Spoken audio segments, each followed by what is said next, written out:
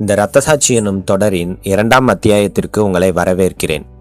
யோபு 2ஆம் அதிகாரம் 4ஆம் வசனத்தில் சாத்தான் கூறிய தோலுக்கு பதிலாக தோலையும் தன் ஜீவனுக்கு பதிலாக தனக்கு உண்டான எல்லாவற்றையும் மனுஷன் கொடுத்து விடுவான் என்ற இந்த சாத்தானுடைய யுக்தியை வீழ்த்தும் ஒரு ஊழியம் தான் இந்த இரத்தசாட்சியின் ஊழியம்.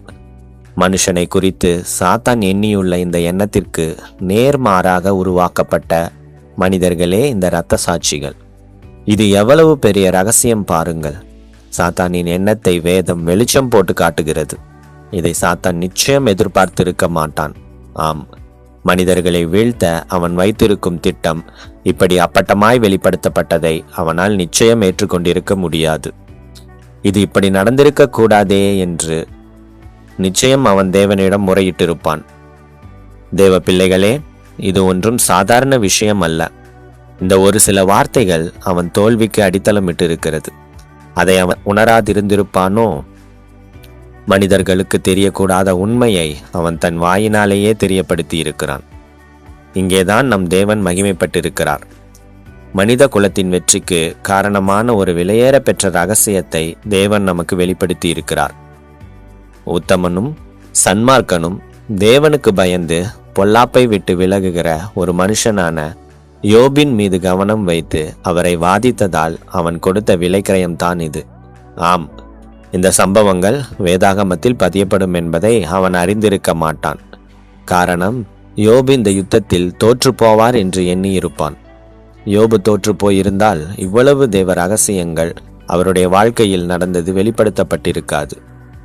ஒரு பரிசுத்தவான் சாத்தானோடு நடக்கும் இந்த யுத்தத்தில் தோற்றால் அவருடைய வரலாறு எழுதப்படும் விதம் வேற மாதிரி இருக்கும். உதாரணத்திற்கு சொல்ல வேண்டுமானால் சிம்சோனை சொல்லலாம். அவர் வாழ்க்கையில் எந்த ஒரு ஆவிக்குரிய தேவ ரகசியங்களும் வெளிப்படுத்தப்படாமல் மாம்ச உலகில் நடந்த காரியங்கள் மட்டுமே பதியப்பட்டுள்ளது. காரணம், அவர் அந்த யுத்தத்தில் தோற்றுவிட்டார். அவர் தோற்ற விதம் மட்டுமே பதியப்பட்டுள்ளது.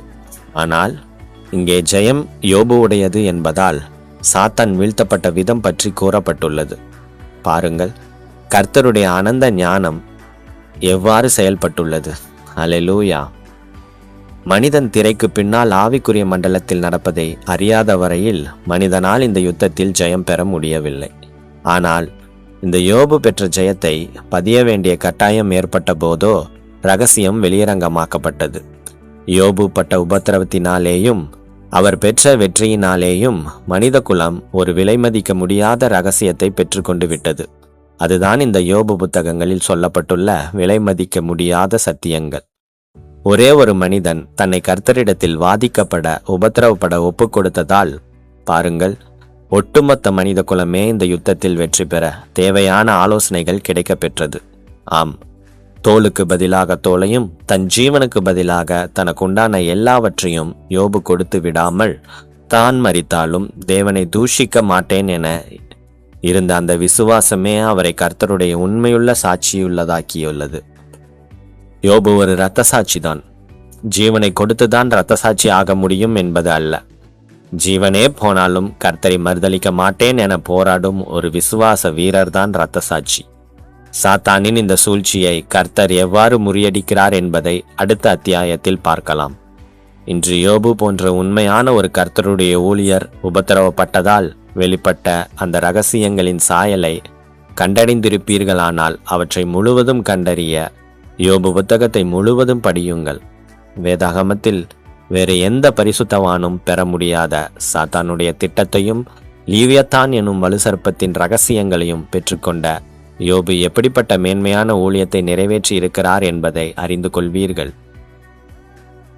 இந்த கடைசி நாட்களில் அந்த சாத்தானோடும் அந்த வலுசர்ப்பத்தோடும் நேரடியாக யுத்தம் பண்ண போகும் நமக்கு தேவையான சத்தியங்களை கொடுத்து போன அவரை உங்களுக்கு அறிமுகப்படுத்த எனக்கு கிடைத்த இந்த பாக்கியத்திற்காக கர்த்தரை துதிக்கிறேன்.